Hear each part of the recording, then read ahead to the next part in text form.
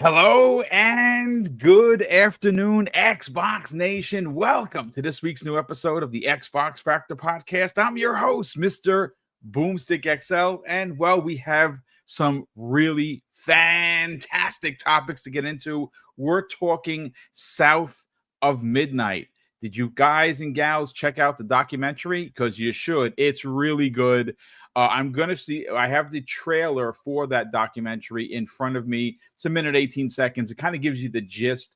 But I got to tell you, those vibes coming off of this game, I think this is incredibly special. It has a very unique way of telling this story through its graphics. It is not just your standard over-the-shoulder third-person action game. It has almost like a stop-motion claymation type of look. I love it. I think the sounds are fan-freaking-tastic. The main character, she looks incredible. Cannot wait to learn more about her story. Hazel looks like she is going to be formidable, and I cannot wait to see the cast of characters around her. It looks like it's going to be something super special in 2025. We're going to be talking about the Indiana Jones deep dive. Now, you've already gotten my hot take on it yesterday, but we are going to get Infinite Umbra's and Jamie Moran's thoughts on the trailer that dropped yesterday. And again, that is something that I got a chance to see in August. Now everyone has had a chance to see it. I cannot wait to get the panel's thoughts and theories, and of course, we're going to bring the chat and see what you guys and gals have to say. And then finally, Black Ops 6 seems to just keep breaking freaking records. Holy cow, Matt Piscatella out there doing what Matt does. And we got a comment from him, and big numbers are expected next week from Black Ops 6 on all platforms. But before we get into that, let's welcome in Jamie Moran. Jamie, good afternoon, brother. How you feeling? Hey, man. Happy to be here. I'm feeling good. I've been playing Death Stranding over the weekend on Xbox, which is something I thought I would never say. Good week of gaming news. It's an exciting time to be a gamer. And, Indiana Jones, I'm just blown away by everything I've seen. South of Midnight looks really cool, although I only did watch the 1 minute trailer, but I'm sold on it. I love the stop motion thing. But yeah, let's get into it because it's exciting.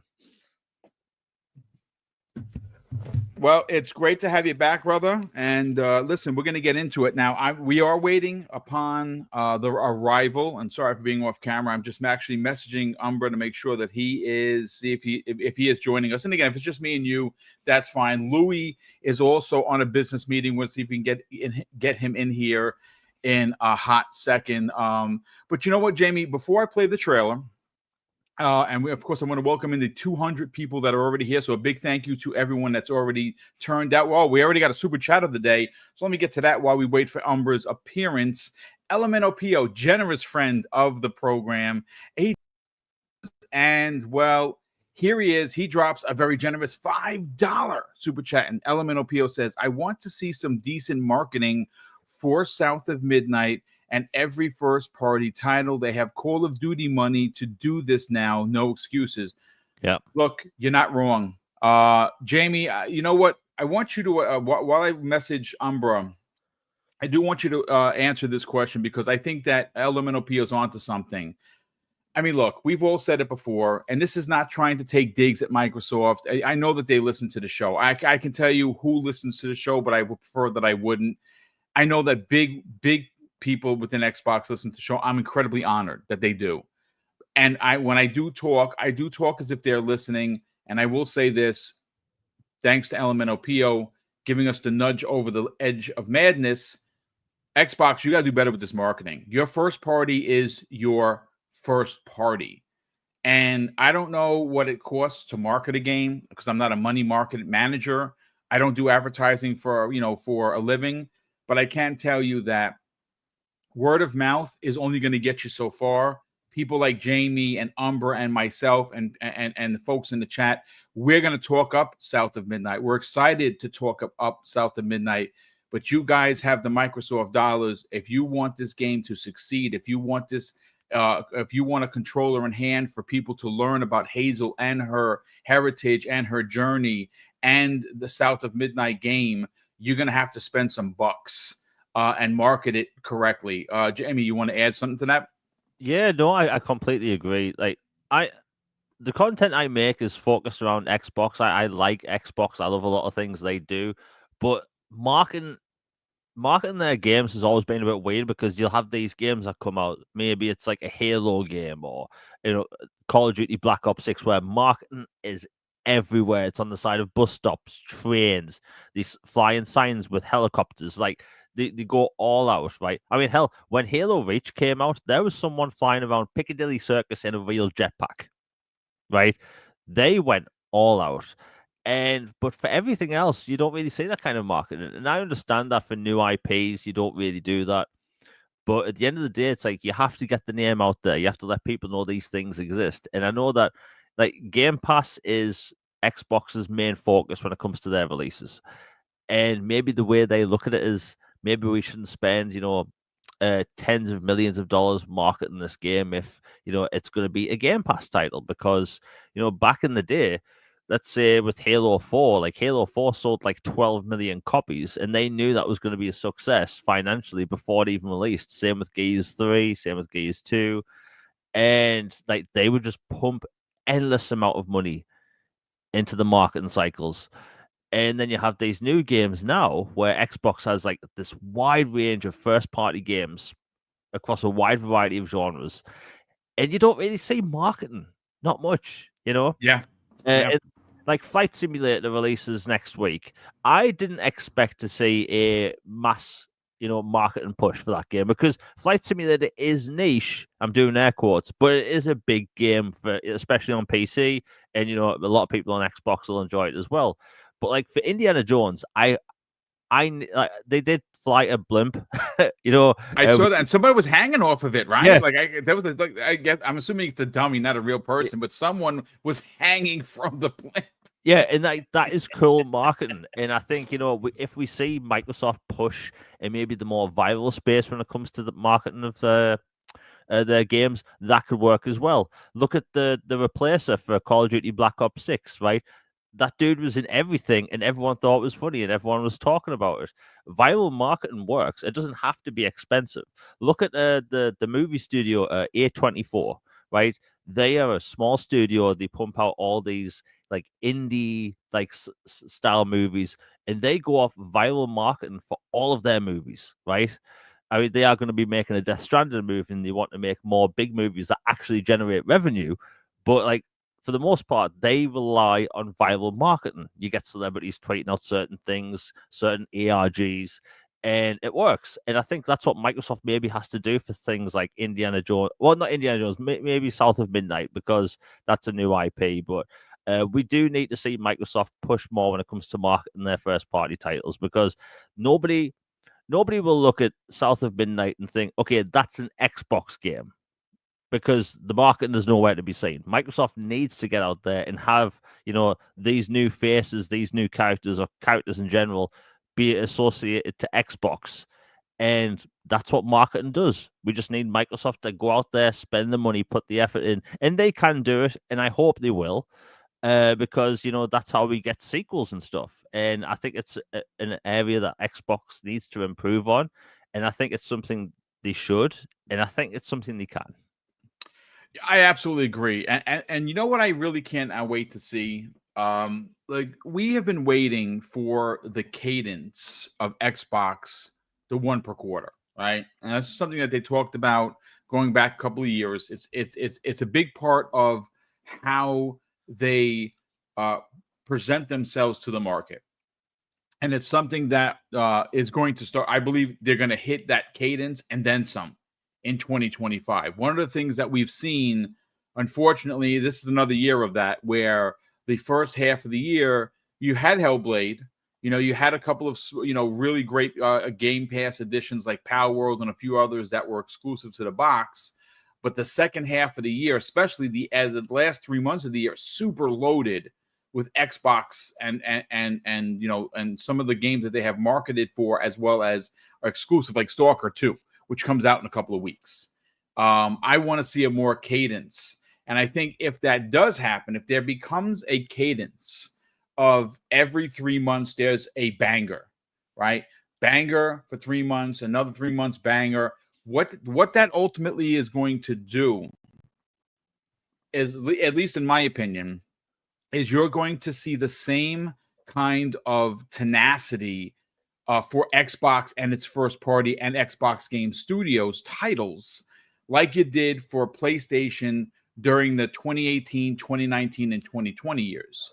Because remember, they had a lot of really powerful first party titles. Now, maybe some of those titles weren't for you, like Detroit Become Human. Like, I freaking loved that game.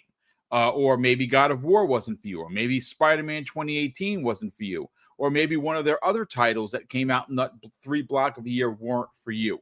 And I'm not going to fight you on that. What I'm trying to say very simply is that everything around those games were elevated because they had these blockbuster titles. So even the smallest indie seemed to be a big deal because A, was exclusive on the box, and it was also surrounded by these AAA monsters. I think you're going to see that happen next year. I think 2025 levies 4 massive first-party titles, and one of which is going to be another Call of Duty. On top of what we already know, you already have Doom. Yes, it's a multi-plat, but it's still going to be an Xbox Game Pass day and date, right? Doom, the new Doom looks freaking phenomenal. Obviously, South of Midnight is happening. You have Call of Duty. There's a few other ones. I really still believe that inXile's game is next year. The game looked freaking done when we saw it a couple of years ago. I think they've polished it, and that's going to be one of the big ones on top of a Call of Duty. They can hit this cadence in a big way. The issue, though, is how do they market? Because, look, they market Game Pass terribly. They really do. It is egregious what they do. They got some new blood. They got some new people. Some old people have been moved out. That happened in the middle of the year. Let's hope that for specifically this holiday, Jamie, that we see the marketing that is the new blood. I like I said it before, I jest when I say Microsoft hire me. I'm an old, long in the tooth kind of a guy, so they're not going to hire my old ass, and it's fine. But I have great ideas, and I think that they are sometimes sitting on their hands when it comes to advertising. And this holiday, this Black Friday, they have an opportunity to sell a bunch, and I mean a bunch of consoles, and they've already started that with the $50 off the Series X. That should be a permanent price drop. I'm sorry, it just should. And they should find wherever the warehouse is full of those 512 Series S consoles, repackage those things, throw Call of Duty stickers on there, and put that on the market for $200. Give you a 30-day or a 60-day card of Xbox Game Pass in that box, and you are going to sell every one of them and win Black Friday. And obviously, that's just, and again, it's what do I know? But it's just my personal thoughts. But ladies and gentlemen, thank you once again for being here. Before we get into the first topic, we do a couple more super chats here.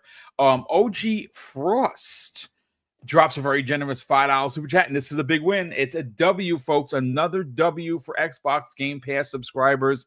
He says Spyro is an Xbox Game Pass today. That is great. If you have not played that trilogy, wow, it was done so well. And I played. A guy had bought it, so because my nephew Tyler was saw it, and he's like, "Hey, do you have this game?" I'm like, "No, but I can buy it." And I bought it like probably last year on sale or something. That ain't crashed. So for me, I'm not winning because I already own the games. But if you have not purchased these games, go play them, because the more people that play these platformers, the more we have a chance of getting a Banjo-Kazooie. Yes, to the gaming gods, please answer my call. And of course, Sith Lord drops a very generous $2 super chat and says, "My Bears suck, but my boy Russell is kicking ass." He's talking about Russell Wilson of the Pittsburgh Steelers. That's right, I'm a Steeler fan, folks, and I am smiling ear to ear because we are 7-2. And I say we like I'm a part of the team. I'm not part of the team, but I've been a fan since I was sitting on my dad's lap. And 1976 is when I became a Steeler fan, if you could believe that. and I've been a fan ever since, even though I've lived in New York. It was a conundrum to my pops. He was like, I don't understand it. How? I'm like, well, I don't know. I like Terry Bradshaw and, Mean Joe Green and a whole lot, but there we go. Jamie, look, South of Midnight is something special. I think we all thought that when we first saw it. You made mention last week that there was an interview with Phil Spencer I think it was like 3 or 4 years ago, where he was specifically asked about what is the game that you've seen that we haven't seen, meaning the press and the gaming public, that has you incredibly excited. You can't wait for the people to see it. And he chose Compulsion Games, and he was onto something then, and I think they're onto something now. Now, look, the documentary is 30 minutes. I haven't even had a chance to watch it fully because I've been busy all morning. I got about halfway through. I want to kind of just sit and watch it and appreciate it. I do have the 1 minute and 18-second running commercial for the documentary that Compulsion Games put out. We're going to watch it. And then we're going to react to it because it does show some additional new gameplay that we've never seen before. And then we'll get everyone's, thoughts. And hopefully by then we'll get Infinite Umbra back in here. So I'm going to play it, and let's check it out right now. In many ways, Midnight is about bringing people together, and magic is all around you.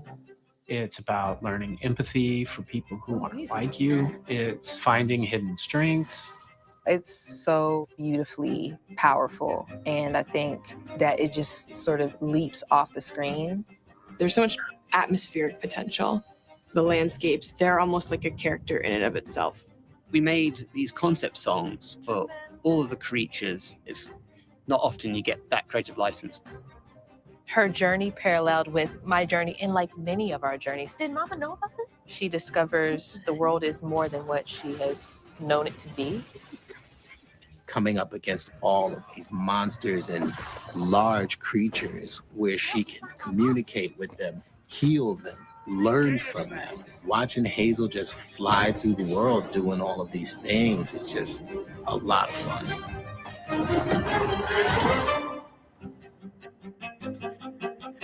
Jamie, this game looks dope. I got to tell you, folks, if this doesn't get you excited, man, check your pulse. So I'm going to pause it right there, and I'm going to bring in some gameplay footage as we always do. But look, if there is one thing that we all have to admit about the 3 gaming platforms, they do things in their own way, right? Nintendo's, their games, they surround their unbelievable, amazing characters. Right. And I don't think that I've come across any of their games in the last, 3 or 4 years that I did not like. I buy every one of them times 2 because I get one for me and one for Tyler. I have a collection of over 100 physical games for the Switch, and there isn't a game in there that I'm like, I'll get rid of it. I don't like it. I have had a great time with the Switch. Nintendo is always going to Nintendo, and that's great. PlayStation. Listen, the PlayStation that's currently in front of us is a much different monster than it used to be. I would even dare say that it's a shell of its former self. Anyone that disagrees with me, I'm not going to fight you on it, but there are plenty of arguments to suggest that what I'm saying isn't fanboy rhetoric or console war rhetoric. It's just the truth. They are a wounded animal. They have no direction. Their leadership is split, which I think is incredibly weird. One's in charge of this, the other in charge of that. I think Herman Holtz, after the debacle that is their direction for Gas Games and Concord, I think it's only a matter of time, in my opinion. And we still don't know what they're doing. The latest rumor is that they're remastering God of War 1, 2, and 3. Phenomenal games. But do we actually need that? I mean, I guess, I'm not going to sit here and tell you I won't buy it. I mean, I don't want it to be the same. They need to, spend some money and make the game look like a current gen game. Will I buy it? Then yes, I love that trilogy. but that's all they got, right? I mean, they haven't been doing much, and that's ultimately a big problem. Jamie, when you look at what Xbox is doing, they seem to have elevated the game in regards to diversity. There is so much difference in every game that they've been putting out. And if you just look at what they've done let's go back just to 2023. Okay? Starfield comes out, and I know that game got destroyed with the reviews because people just wanted to hate on it. That is something uniquely special that people are still playing today, and people will still be playing a decade from now, just like Skyrim. That is the Bethesda magic. Again, they had a bunch of unbelievable games last year. They got zero credit for it. This year, okay, it started off very slow, but we cannot forget that Hellblade 2 was something that we as gamers have never seen before in regards to graphics. And everything about Hellblade 2 was elevated to 10 times over, right? The story was better. The combat was better. The visuals were better. The sound was better. Everything about Hellblade 2 was elevated. And of course, like Xbox games do, it got dumped on because, well, it's not a PlayStation game, right? Fine, whatever. Indiana Jones, we're going to get to later on. I think that if you had any doubt after seeing, again, I was very privileged to not only see what you guys and gals saw, I saw that in August. And I got a chance to talk with the developers behind the scenes, hands off. And then, of course, I had my hands on in LA, which was amazing. And that game is going to slap when it releases. But if you just look at the diversity of games this year, next year, and what happened last year, Jamie, this is just another notch in the belt for Xbox Game Studios with South of Midnight. This game is a third-person action-adventure game that is telling a story in the Deep South with magic and voodoo and different points of view that we as just humans may never, ever would have crossed that, right? And we're going to learn a lot about what makes the South this magical place based on just some of the documentary that I saw. This is something special. I think that if you just look at what Xbox is doing, let's just take the last couple of weeks, Jamie, right? You have Call of Duty dropped into Xbox Game Pass. We're going to get to those numbers on the back end of the show, and it's still breaking records to the point where people like Matt Piscatella are literally dumbfounded on how amazing it's done, even though it's an Xbox Game Pass that apparently, according to some journalists, was going to ruin the industry, number one. And number two, hurt sales for Call of Duty Black Ops 6. Both of them are lies. Both of them didn't happen. And then obviously you have the Stalker 2 documentary that came out a couple of weeks ago, which was brilliant. That game comes out in just under 2 weeks. That game is going to be special. You have Indiana Jones deep dive yesterday. You got the 30-minute documentary today for South of Midnight. I mean, they are hitting on all cylinders. There is no doubt about it. Let's talk South of Midnight. Yeah, South of Midnight looks good. And like you were saying, diversity on Xbox it's a big thing at the minute because my favorite thing about Xbox is the variety of games. There's such a diverse lineup that there's basically a ton of different genres covered. Even a few months ago, Age of Mythology Retold dropped. Right, that is an excellent RTS on a console. It plays so good, and that was very fresh. That's a very good console game. You have South of Midnight, which is the polar opposite of an RTS, and that looks good. And the thing about South of Midnight, if you look at it, it's not the typical Xbox first-party game. It's a third-person, narrative-driven, over-the-shoulder action-adventure game, but you have powers. There's big boss battles. There's climbing sections. There's flying sections. It looks really good. And another thing is, and I really do appreciate this, is that a lot of people do think that these super realistic games are all beginning to look the same, right?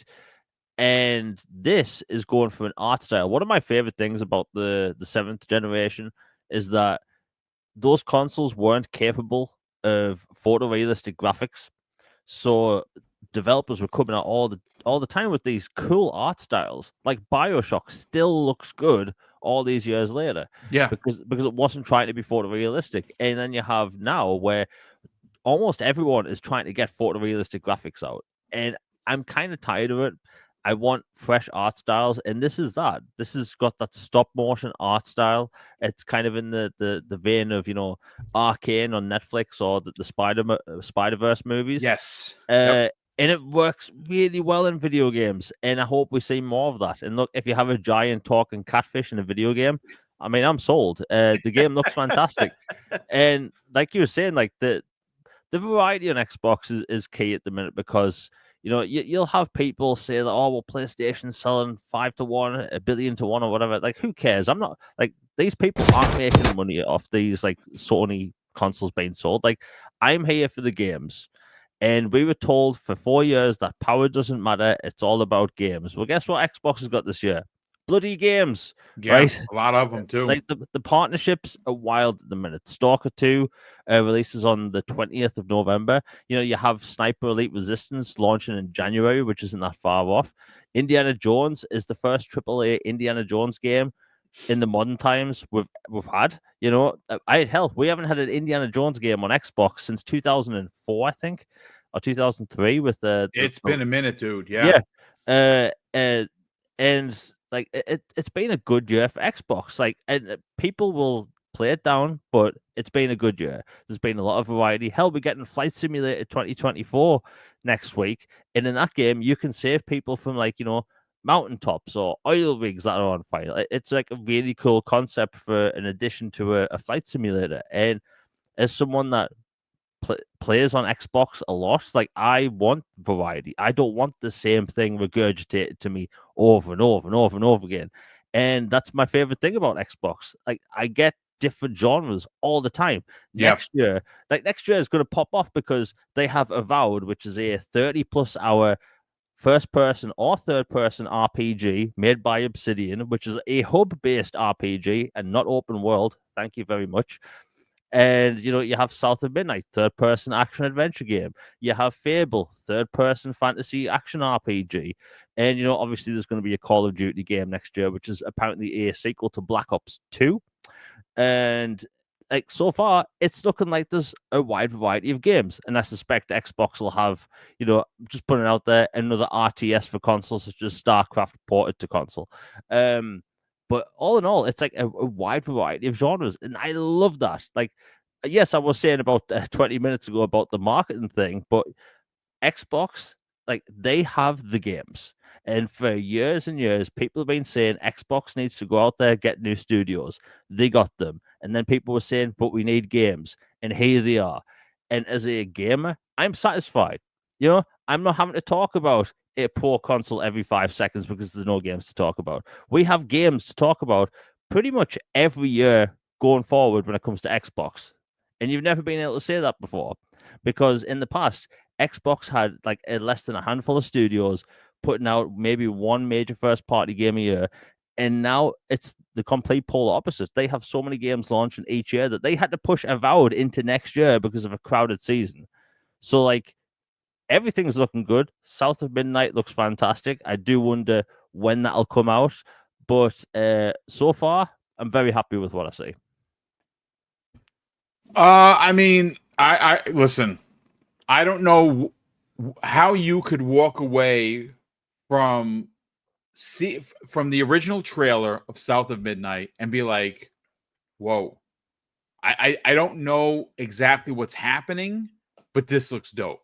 Now, remember, the first time we saw it, it was just her talking with one of the monsters, and something comes up and she goes, something's behind me, isn't it? And it ends. And that's when we got our chance to see what exactly it was. And then, of course, during June's event, we got to see actual gameplay. And I mean, I was sold based on the original trailer where it was just the stop motion. And I'm like, is that what the artwork is going to be like? Because that is something you don't really see. Has anyone in the chat ever seen a film called Coraline?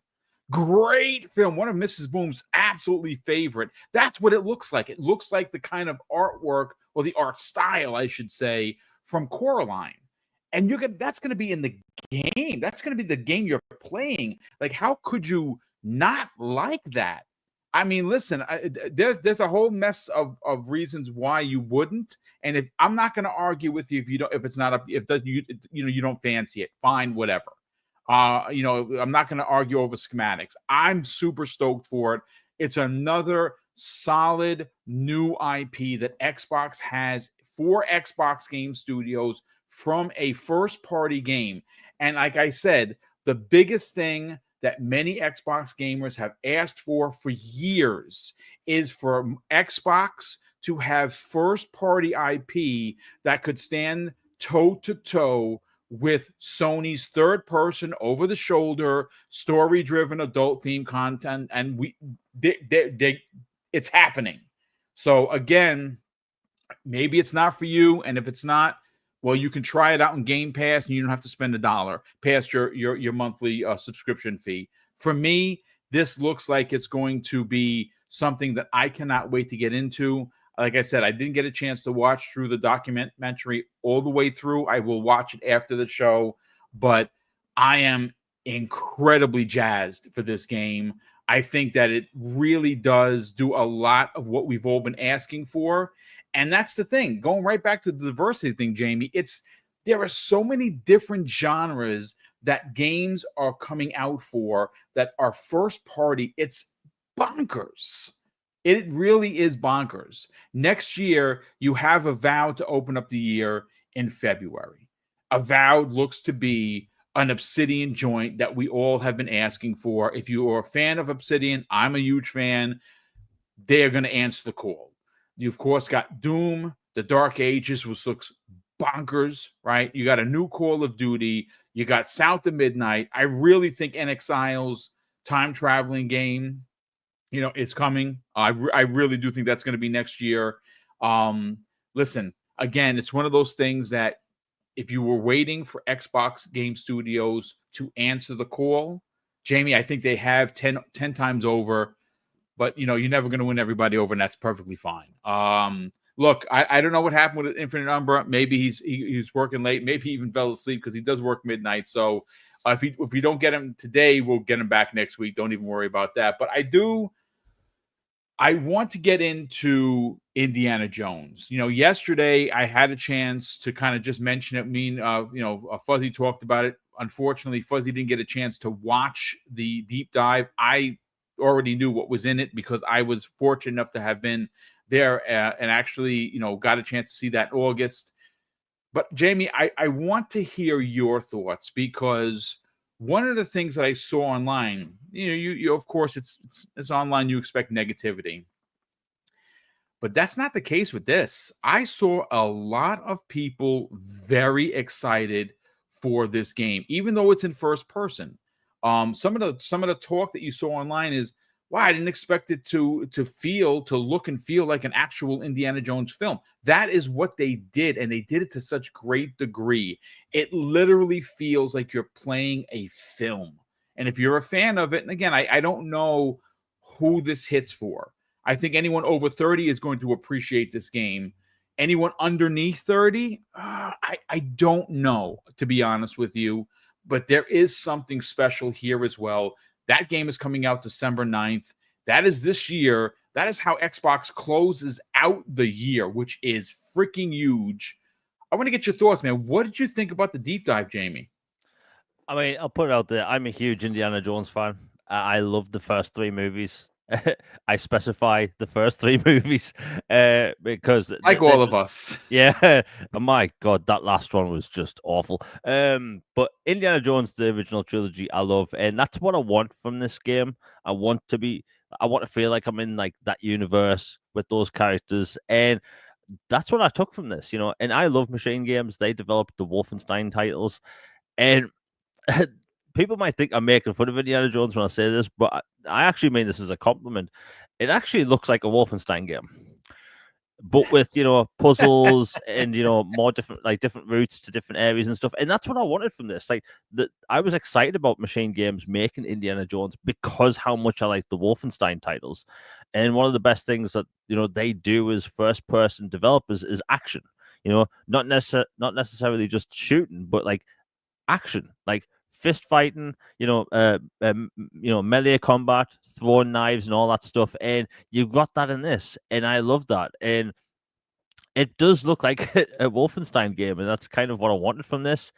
It shares some of the same themes, and like I like the fact that you have like puzzles and stuff. And one of my big gripes about previous Indiana Jones games, which was a long time ago, they didn't really feel like they were Indiana Jones. It just felt like I was playing another action adventure game back in the day. But this has all the elements you want from an Indiana Jones game. You have Troy Baker that sounds literally like Harrison Ford. 1-to-1, dude. Yeah. Incredible. Like, he's a talented voice actor, but like that is another level. Like, I have no idea how he does it. And like they've got that down. The look, it looks like it's set what it is. I think it's set in between the first two movies.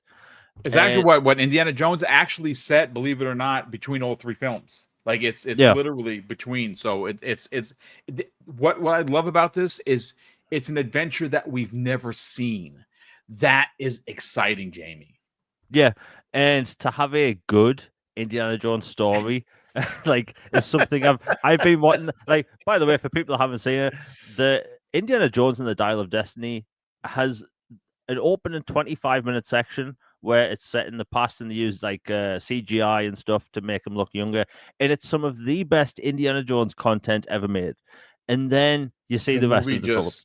It's like it swan dives into a pool filled with feces.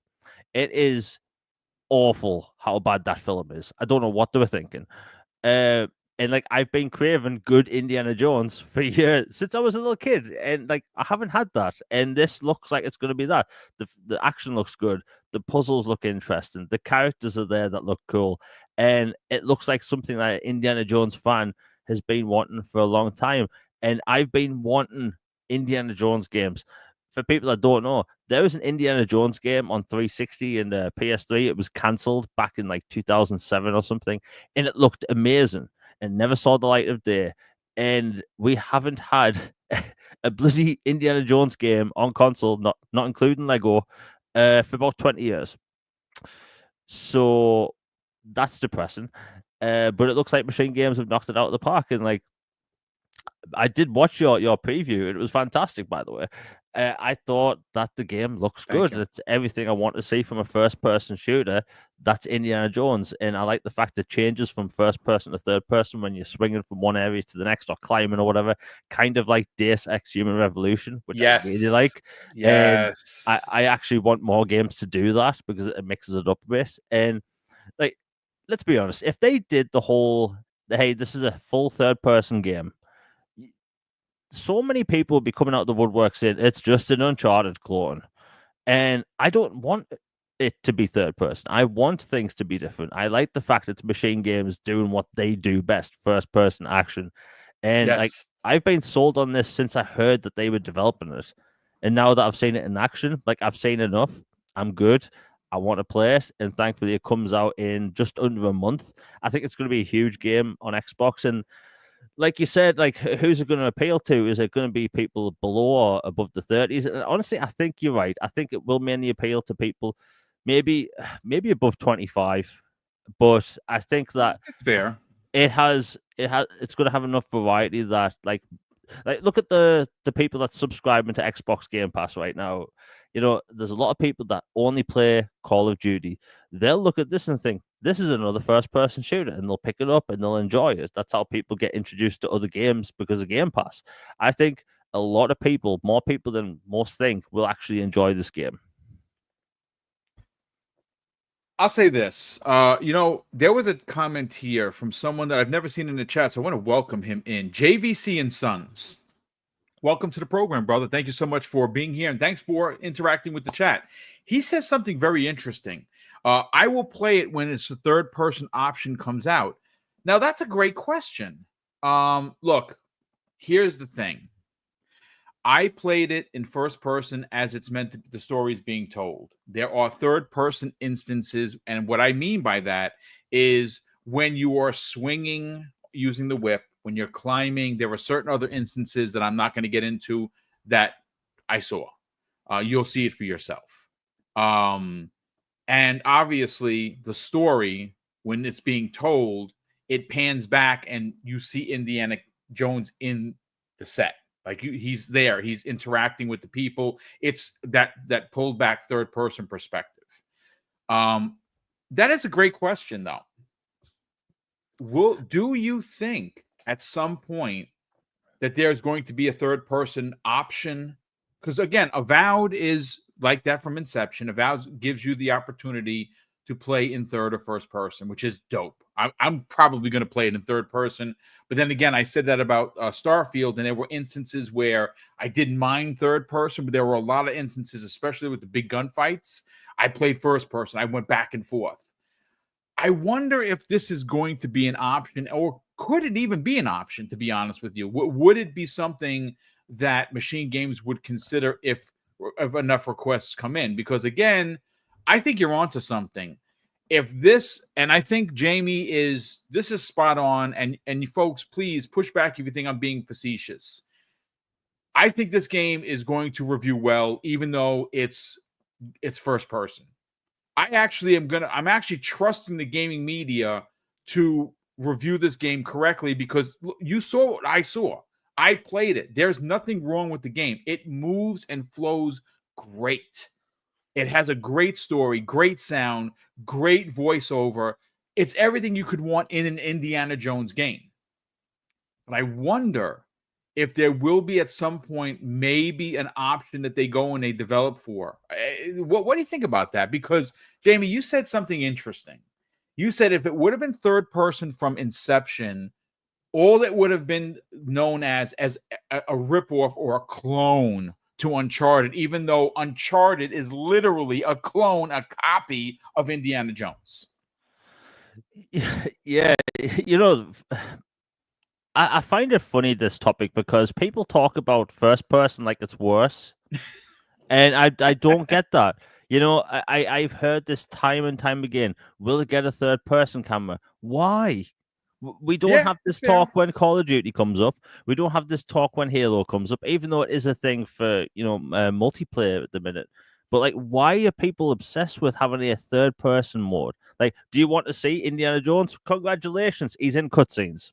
Yeah, it's true. Like, why do we want Machine Games, an excellent first-person shooter developer, to make a third-person game? Because what? Because people get a wee bit motion sicky, By the way, people's motion sickness went overnight. Well, it went away as soon as it was announced for PlayStation 5. Yeah, the miraculous cure for motion sickness. It was beautiful. And like, bear in mind, they can't just add options for things like this. People get this in their mind that, oh yeah, they could just, it's a toggle on like the game development menu. It's like, no, like animations.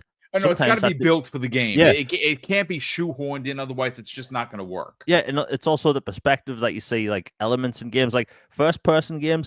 They tend to have more detail when you're up close to things, because you are more close to these things. But like, why do people want third person? Like, there's no, you don't see people going around saying, "Hey, we want The Last of Us with a first person option." Nobody cares. Nobody asks that. Why do we want to have a third person mode for a first person shooter? I don't get it. I really don't get it. People just limit themselves to what they play, and I don't get it. Like, I play a lot of third-person games. I love them. I play a lot of first-person games. I love them. But we have to stop going around talking about, like, one is better than the other. That's just not true. It just isn't. And, like, I think it's cool that some games offer both, right? Like Starfield. I played Starfield in third person, right? Start to finish, third person. But that's how I played it. That's how they designed the game, with that in mind. Bethesda RPGs tend to have both. But third person's always been janky up until Starfield. And like, why? I just don't get it. Let's say it out loud. The Wolfenstein developer, Indiana Jones, first person shooter, or let's add a third person mode. It blows my mind. And I swear to God, if I see any reviewers mention, I enjoyed this game, but I wish it was third person. Shut up. But I wish it was. Yeah. And oh God, it feels like I'm taking a drill to my scalp. Like, I don't get this topic. I just don't get it. But like, why do people want to limit themselves? And by the way, let's put this out there, because I've had this conversation with a lot of people. First person mode does not give people motion sickness. This is the weirdest misconception for years, because I suffer from motion sickness. First person doesn't. Do you know what gives people motion sickness? Head bob. Most first person games don't even have that anymore. For instance, Crysis 2 back on the 7th generation, it allowed you to go at the options and like lower the amount of head bob or even turn it off. Mirror's Edge gave people motion sickness because the camera goes up and down as you walk, representing walking. Most first-person games have that turned off pretty much completely now. So whenever someone says they get motion sickness from first-person mode, they don't. They don't. Do you know what else has camera bob, which gives me motion sickness sometimes?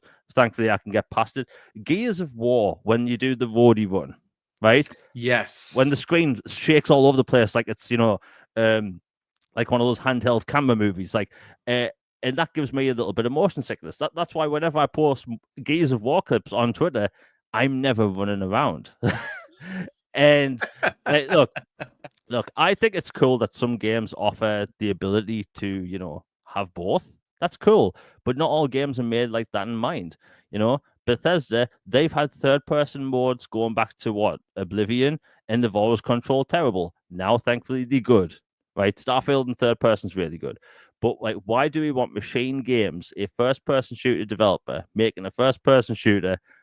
Yeah, let's just throw in a third-person mode for the people that want it, and they can do things that make things feel better for people, like changing the field of view. I like to have 90 degrees, right? I think that I don't understand why this is a topic because we don't have this like, let's think of another third-person game, right? South of Midnight, right? Are we going to have this conversation again when that game's about to come out going, gee, I wish this had a first-person mode? No, I guarantee you that isn't going to be a topic. I guarantee you not a single review will mention this at all. And the next time, when Doom, the Dark Ages comes out, this won't be a topic. No one will be going on, I wish I could play Doom in third person. No, just no. I'm sorry if I sound a bit ranty today. No. Listen, it's just the two of us. So listen, this is a conversational podcast. I love these kind of conversations. They're off the cuff. People are having a conversation in the chat. We should have it with them. I think you're onto something. I do think that it is a bit disingenuous when you specifically take a game and you wish it was this. And one of the things that we unfortunately see, and we talked about this in the green room, man, there are different measuring sticks when it comes to Xbox. Like, look, I'm not trying to get preachy or console war rhetoric, or anything like that, but there is different measuring sticks when it comes to games. And it seems like the biggest of the sticks is Xbox, from point A to win. When it comes to a PlayStation, they do whatever, it's fine, it's acceptable, whatever. And Nintendo's always going to Nintendo, so don't look at the person behind the curtain. And this is one of those instances where I really hope that a reviewer who is going to review the game, if the game is poorly made, then you should say that it's poorly made.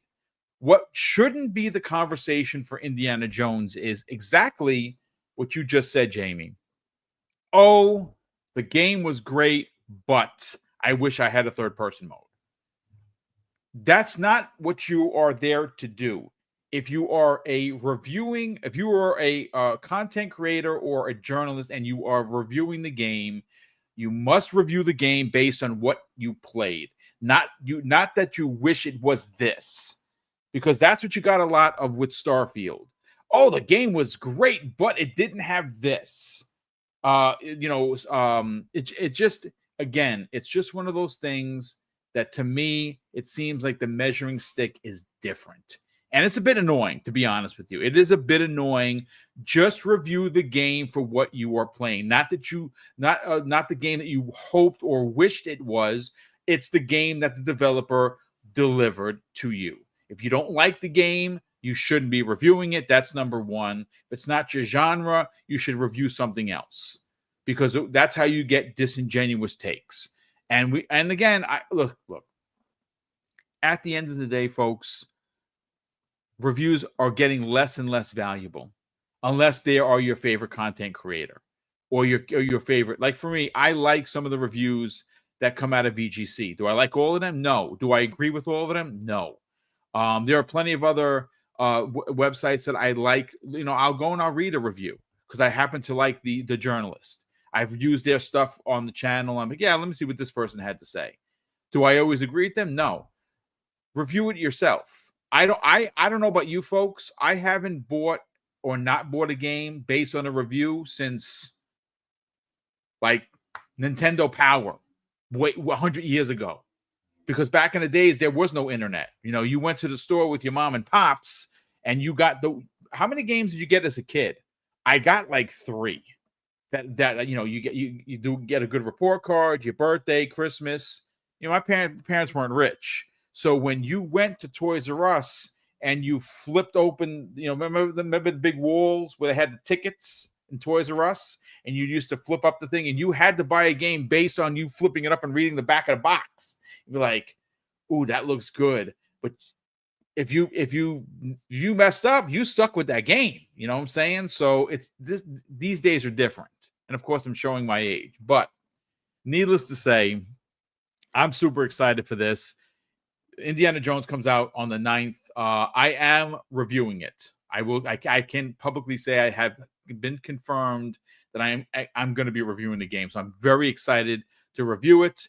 Obviously, I got a chance to actually have hands-on, and that 2 hours was awesome. They had to literally, I had to pull myself away from it because it was getting a little bit deep into the game, and I didn't want to spoil it for myself because remember, I want to play it like a fan too.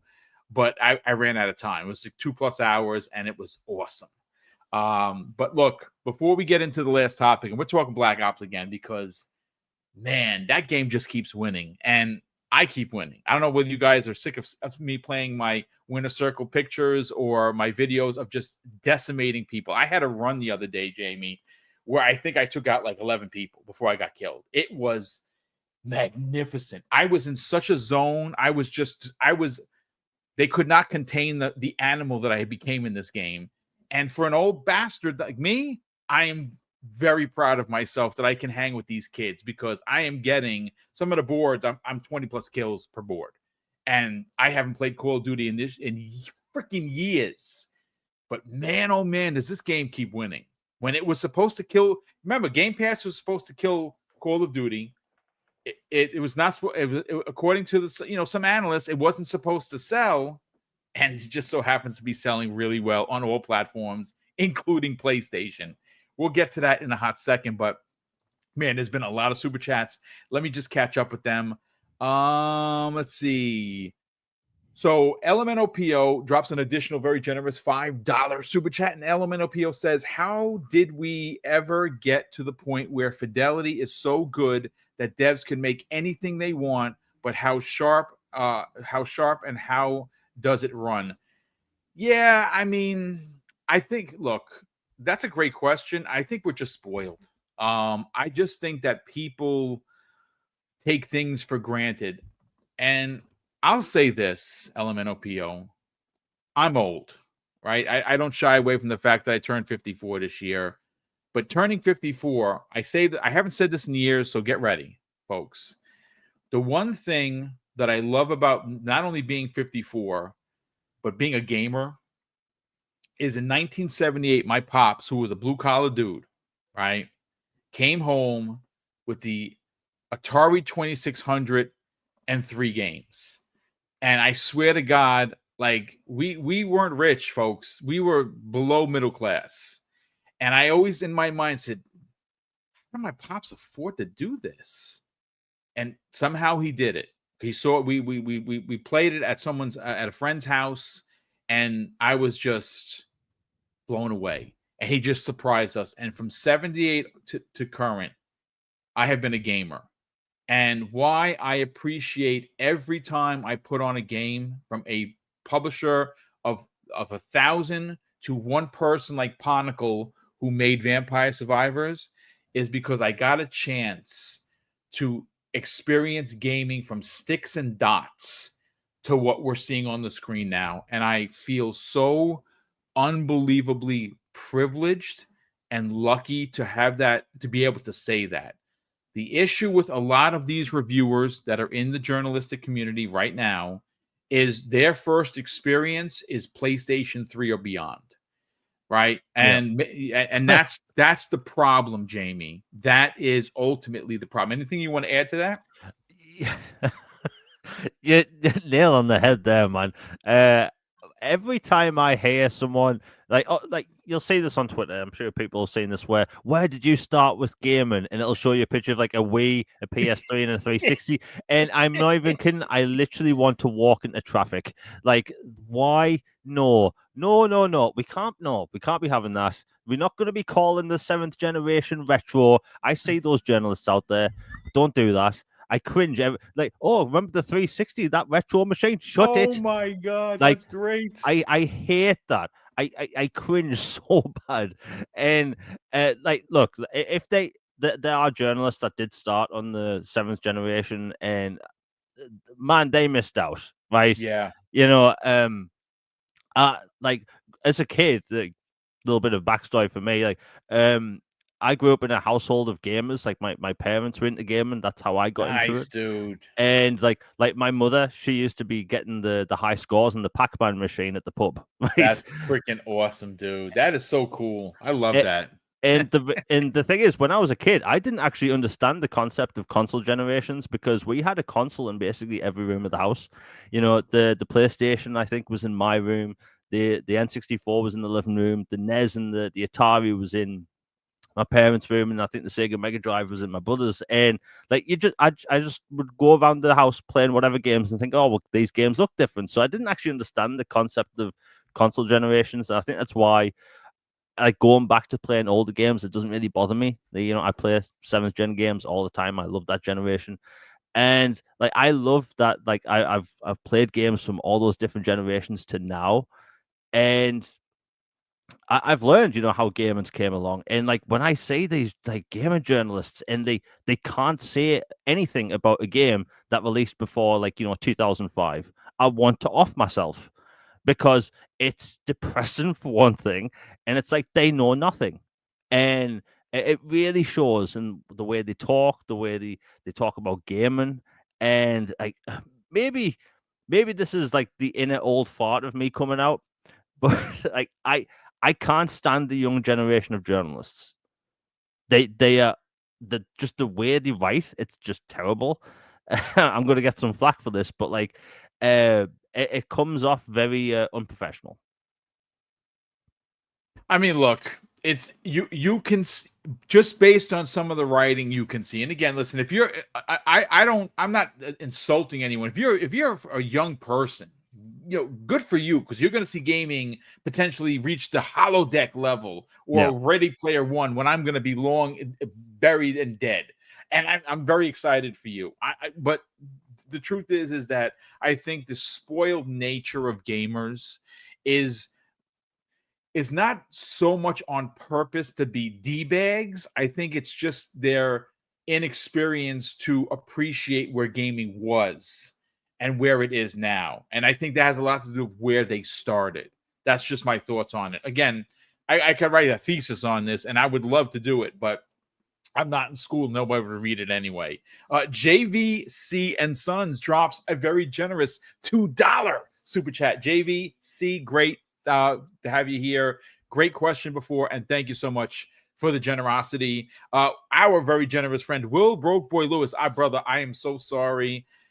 I did the old man thing last night. After 10, I lied down to, you know, with the thought that I was going to get up. And last couple of weeks ago, we played to like 3 o'clock in the morning.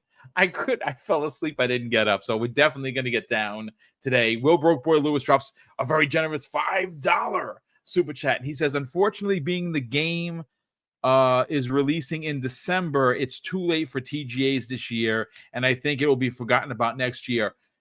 You know, you might be onto something, but I think what could potentially, I know this so to me is exactly the problem, but I'm going to say it out loud anyway, Will. I think that that if it weren't releasing on PlayStation 5, this would be a correct statement. I think because it's releasing on PlayStation 5, Keighley is going to remember it and it'll be in the Game Awards next year because they'll consider the PlayStation 5 release a 2025 release and worthy of potentially winning Game of the Year or in the category. I'll be honest with you. I think if it did get nominated for anything in 2025, it's going to get nominated as a PlayStation game. Have nothing to do with Xbox, but that's just the world we're living in. Abacab72 has been a channel member for a whopping 35 freaking months. That's almost 3 years, folks. Dude, that is very kind of you. Thank you so much for the continued support. He says too many people have been trained by Sony to accept only third-person games since they were selling the best. And he's not wrong. I think that he's onto something there where, look, it's why I have a PlayStation. It's why I will always have a PlayStation because I like those single-player, story-driven, over-the-shoulder, movie-like graphics that they have with their games. Now, they haven't had any in a long time that weren't remakes. Hopefully, we can get back to a PlayStation where they actually have original IP that tells these new stories, and we'll see in a couple of years, I would imagine. But we also have here K.O. Walker. So, K.O., thank you so much for being here, as always. Me and him talking to DMs almost freaking every day, and he is a news hound. He always seems to find the best news. He says, first of all, he's been a channel member for 40 months, which is insane. Thank you so much, K.O. We'll certainly appreciate that. He says, not everyone's motion sickness is the same, dude. Yeah, again, everyone has different levels. Thankfully, I don't get motion sickness, even with heights. I'm very lucky like that. Let's see. Will Broke Boy Lewis drops an additional, very generous $5 super chat and says, or those reviews that say for games like Starfield, oh, it's a good game, but it's no Skyrim. It's two different games. Review it for what it is. And again, it's the measuring stick, man. It's just different for Xbox. I guarantee you that if you would have had a dual release with Starfield for PlayStation 5 day and date, that would have been Game of the Year. Everyone would have been like, "Oh my God, this is everything. It's my everything. I can't stop playing it." But because it was an exclusive to Xbox, and which it still is.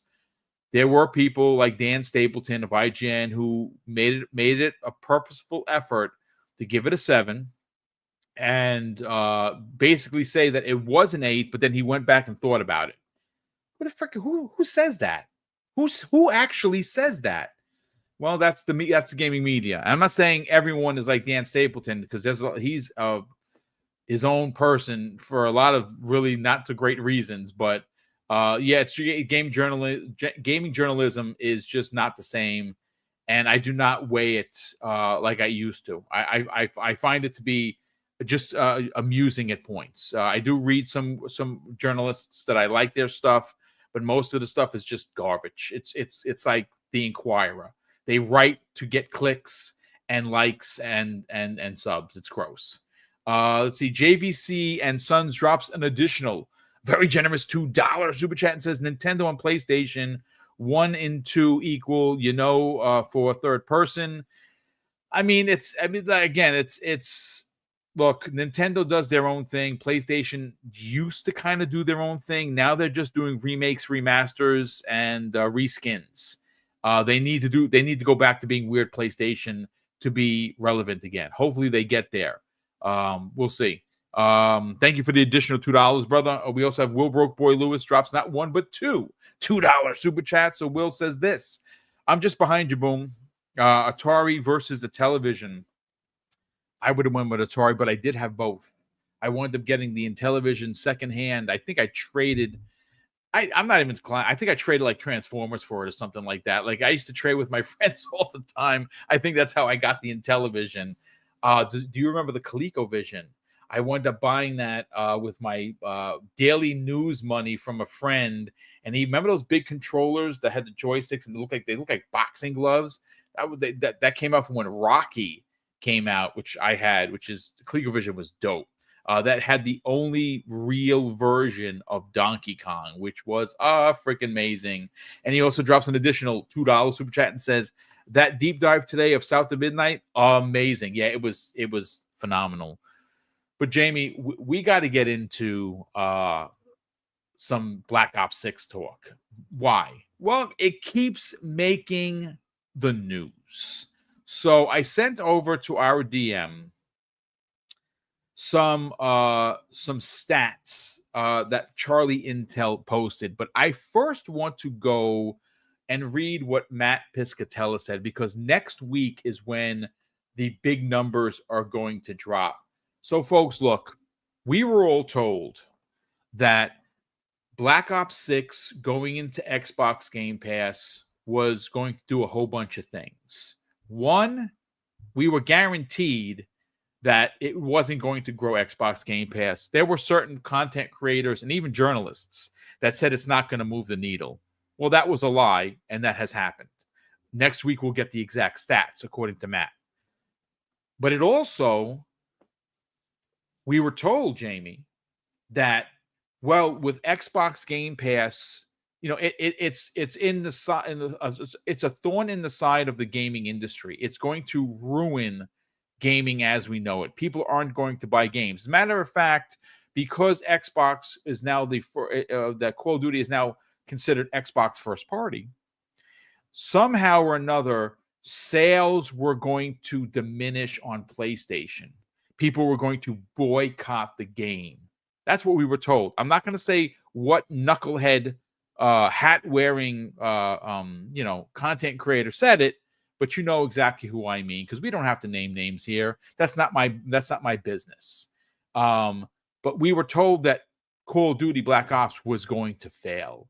And it just so happens that on PlayStation and on PC, 60+% higher sales than last year's Call of Duty. Now, granted, last year's Call of Duty wasn't the greatest, that is for sure. But, Jamie, it was the second best-selling game of the year behind Hogwarts, which had almost a year, the entire year of 2023 in front of it. And Hogwarts is a phenomenal game. Yeah. But here's what Matt Piscatella had to say. He says Call of Duty engagement following the release of Black Ops 6 can only be defined by the term, quote unquote, bonkers. We have yet to see anything like it in our engagement tracking data. Call of Duty Black Ops 6 sales, excluding subs and add-on content, are also doing capital very well. More on that next Friday. This was posted on November 11th. So here is some of the stuff that Charlie Intel posted yesterday. And it says, Call of Duty was the #1 most played game in the U.S. on PlayStation 5 and Xbox during the week ending November 2nd, during the Black Ops 6 full launch week. 58% of active Xbox Series players played Call of Duty. 37% of active PlayStation 5 players played Call of Duty, which obviously 58 is more than 37, and that 37 bought the game. Now, according to the stats I have in front of me, PlayStation 5 US top 15 games ranked, Call of Duty Headquarters or Black Ops 6 was #1. Xbox Series US top 15 ranked games, Call of Duty was #1. And on the Steam US top 15 ranked for that week, Call of Duty was #3, and that was behind Counter-Strike 2, which continues to just be what it is, and Monster Hunter Wilds, which pushed it out of second place, and that was the beta. Look, Jamie, I don't know what else to say or what more we can say about Call of Duty. I can't stop playing it. I am going to say this, this is This is, to me, I find it to be hilarious. The curse of Horizon continues. What am I talking about, folks? Well, Horizon is an incredible IP with an incredible protagonist in Aloy. Now, maybe she's not for you. I get it. I happen to love the first one. Did not like the second one at all for a bunch of reasons. But the first time that Horizon came out, it went up against Breath of the Wild and it lost, right? Second one comes out. I don't remember what it was. It could have been the other Zelda game, and it just didn't sell as well. Well, next week we have the release. Oh, I'm sorry. Next week. I think it's this week. Yeah, it's this week. It's the 14th. The 14th Lego Horizon is releasing. And it looks really great, and I want to buy it. Am I going to buy it now? Probably not, because I don't want to spend $76.43. It's fine. I'll get it on sale during Black Friday. But you know what also happens to come out on the 14th there? Call of Duty Season 1. So once again, the curse of Horizon continues, and that is when you're going to see the numbers explode, because there's a bunch of operators, including the confirmed what the heck? I always mess up his name. Replacer. The Replacer. Yes, I actually cannot wait to use him as a character. That's wild.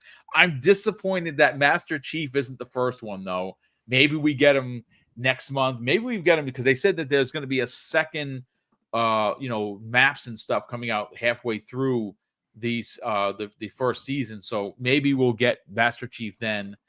But look, let's talk Call of Duty. These numbers are crazy. Again, Matt Piscatella, who's an analyst, used the word bonkers for engagement. And that just goes to show you that all of the naysayers about Xbox Game Pass and what Call of Duty and what would happen to Call of Duty were all just liars. Hashtag all they do is lie. Let's get your thoughts, Matt. Yeah, so I think, we've talked about this before. Modern Warfare 3 was a glorified expansion. Like, I mean, hell, even in the source code for Modern Warfare 3, it was called Modern Warfare 2. So, like, we all knew, right, that, they slapped a $70 price tag on it and called it a separate game. We all know. But, that had its issues. But Black Ops 6, it pretty much satisfied everyone. Level-based zombies is back. People are happy with that. The multiplayer is super fun, even though I am just awful. That's what you get for having a 13-year break from Call of Duty. But it's fun. The maps are good. Nuketown's back. I mean, Nuketown's always good. And it's fun multiplayer. And that campaign, my God, that campaign is marvelous. I love Call of Duty campaigns, and this one is possibly, I'll put it out there, top 3 best Call of Duty campaigns. So all across the board, it's genuinely good. And I think, it just had like the right momentum going into its release, because again, there wasn't really anything people had a problem with, It's the best Call of Duty in years. We haven't had a Black Ops since the launch of the Xbox Series consoles and PlayStation 5. Like, there's a large contingent of Call of Duty players that just prefer Black Ops. So they've been salivating at the thought of a new one. And this one, it hits so hard. It's good. And I think the stars perfectly aligned for this title, because when it comes to Call of Duty, it's kind of been the same for a few years now. People got sick of jump packs, and we don't really want that coming back. A lot of people don't want them coming back. So how do they reinvigorate multiplayer without changing it too much? And they completely changed the movement. Omnidirectional movement is a game changer. They cannot leave. This can never be changed. Like, the way that you move and you fly around the maps, and I mean that. I mean, you're diving everywhere. I thought when I first saw it, I'm like, this is stupid. I'm not going to do this. And I freaking am jumping and diving everywhere like Max Payne. Yeah, like when they first showed it off, I was thinking, there's no way this can work in multiplayer. Because by the way, I played a lot of Max Payne 3 multiplayer back in the day, and that's essentially what this is. But it just works, and it's fun. Like when I thought, like, wait, you can run in any direction, that won't work. And I'm not even kidding. Within maybe 5 seconds, I picked up omnidirectional sprint straight away. It feels so natural, and as someone that strafe aims, like that's perfect for me. And it's just so much fun, and it reinvigorates the multiplayer without changing too much.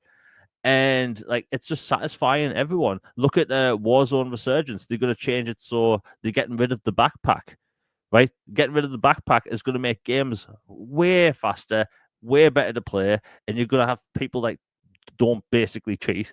But like people are really satisfied with this. You have the Game Pass crowd, which maybe haven't really played a Call of Duty game in a long time. So like their barrier to entry is literally zero because they already subscribed. There's the people that play Call of Duty every year, but maybe don't want to pay $70. So they're looking at Game Pass as, hey, I'm going to get to play this game and other games. And if you look at the top paid section on Xbox in whatever country you do live in, I guarantee you Call of Duty is at the top. In the UK at the minute, the Vault Edition upgrade is at number 1.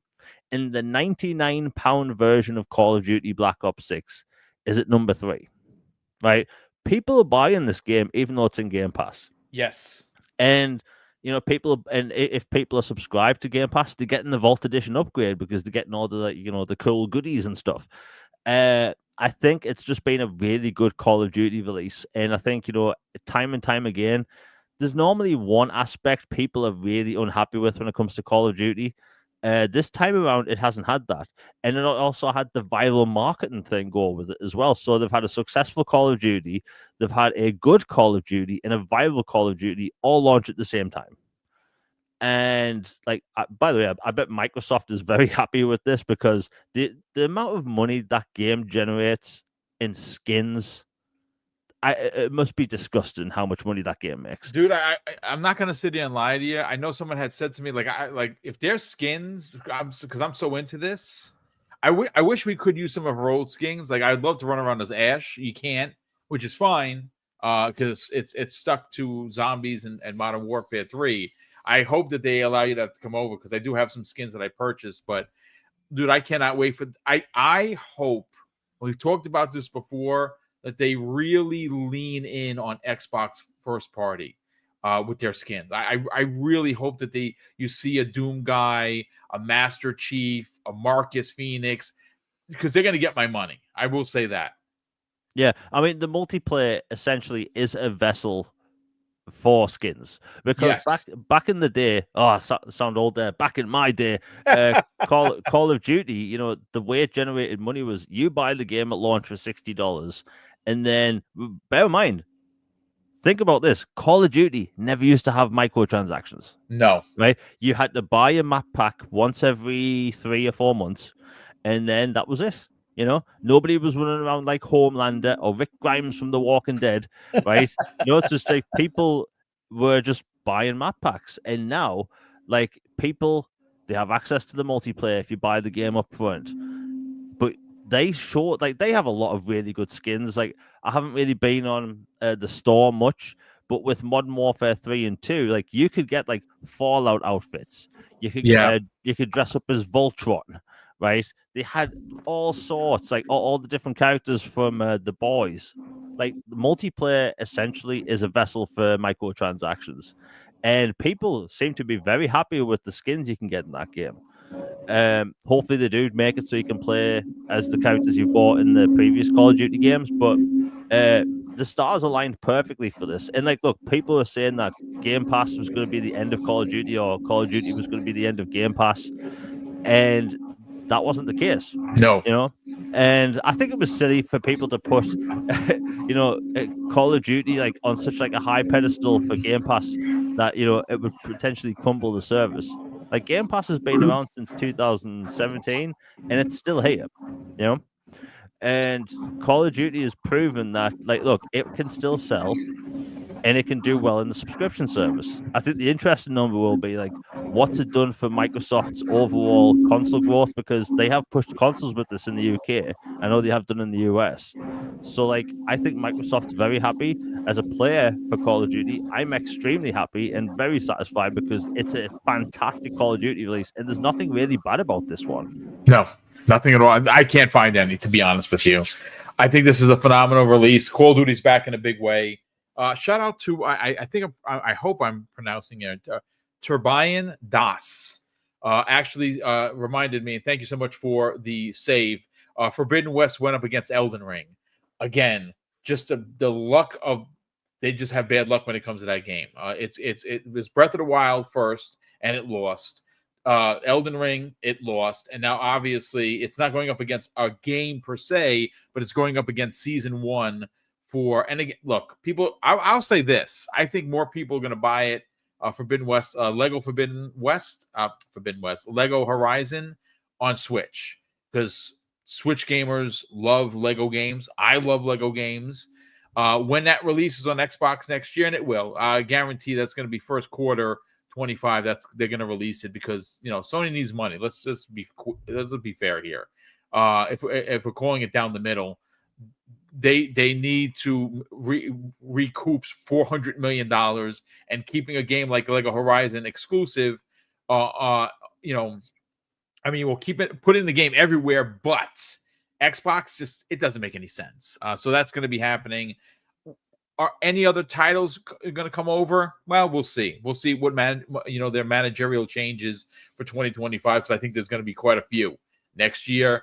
But look, getting back to Call of Duty, I am here for it. I stopped playing because I've started to tap the vein a little bit when I was away from multiplayer, and I know you finished the single player campaign. I'm in the 5th mission now, and I want to get back to it, but every time I walk away from multiplayer, it's just calling me. I cannot believe how addicted I am to Call of Duty multiplayer. It is so much freaking fun. But, ladies and gentlemen, that is going to do it for us here on the Xbox Factor podcast. I hope you enjoyed the conversation. A lot of new faces here, which is freaking awesome. And I will ask this: if you're finding the channel for the first time and you are, you like what you heard, you like the conversation, the chat is very friendly. It's monitored by one of the best in the business, Lethal Papa. Walks very silently, carries a very big band stick. That's why there are no D-bags in the chat, because, he gets rid of them. And I love that about him, and I super appreciate the work that he does. But if you are, wait a second, we got another super chat pop in here. And this is from, Will Broke Boy Lewis has done it again, ladies and gentlemen. He has gifted 5 Double Barrel Gaming memberships. That is very kind of you, Will. Super appreciate the generosity, as always. Look, again, these super chats, these channel memberships, they don't fall on deaf ears. Mrs. Boom and I really go out of our way to pour it back into the community. It means a lot to us when someone does, drop a super chat, or, joins the channel, or gifts people, the ability to join the channel. And before we get to outros, I do want to remind everybody, not this Friday, but the following Friday, which will be the 22nd of November, we will be celebrating the release of Stalker 2. That comes out on the 20th. That is a Wednesday. And to celebrate this team who has come back from one of the most amazing and heartbreaking stories you've ever heard or read or watched, we're giving away 15 copies of the game. So that's right. If you heard me correct, I'm not giving away, Game Pass subs. I'm giving away 15 copies. Mrs. Boom and I wanted to do a little extra for the community. We wanted to do a little even more extra for the team. And again, we're buying this with our own money. We didn't get anything from them. We didn't get anything from Xbox. We're doing this all on our own, as we always do. And the way that you can win, well, it's super easy. You show up into the chat, you hang out with us for the full 2-hour show, and the first 8 winners are going to be anyone that is, in fact, a channel member. The next 7 winners, though, will be anyone in the chat who puts the hashtag in the chat. And while you're in the chat, if I call your name, and of course the picker from StreamYards is the one that's going to do the picking, you win a copy of your choice, whether it be for PC or Xbox. And it's just our way of giving back to the community who's been so generous with us over the years and continues to be generous. So a big thank you to that. We also have here Pissed who has been a channel member. I got it right, dude, for 16 months. He says the Game Awards aren't the only show in town. Indie will miss them, but it will be able to get a BAFTA if they are remembered next year for the game of the TGAs. Fine. Yeah, you know, I mean, the BAFTAs are that's a big one. That's like, so Keeley's show. I know a lot of people don't like Keeley. I get it. I get it. Listen, the guy, he does not do himself any good will when it comes to being a diplomat for gaming. He's a PlayStation guy, and he puts it out there time and time again to the point where he's not even hiding it. So if you don't like the guy, I understand. I'm not going to fight you on it. Keeley's awards are like the MTV Music Awards. That's what his awards are like, right? The BAFTAs, well, the BAFTAs are like the Academy Awards. And I think that you're going to see Indiana Jones. Like I said, Troy Baker needs to win an award for this. If you close your eyes, folks, and you just listen, you would swear that that's Harrison Ford. He does such an unbelievable. I don't even know how he did it. I don't know how he was able to transform his voice into almost one-to-one with Harrison Ford. It's so well done. But thank you so much for the continued support, brother. Will Broke Boy Lewis dropped an additional very generous $2 super chat and says, for spoken exclusivity window expires January 2025. Yeah, that's going to be the next one for Square to dump over. My brother played it. He actually really enjoyed it. I bought it. I didn't play it. My backlog is just ridiculous. But I did wind up buying it last year. I think I got it for, I think it was $29 from GameStop, brand new. I wound up getting a ridiculous deal on it. I wound up buying that, Final Fantasy 16, and The Last of Us 1 remake.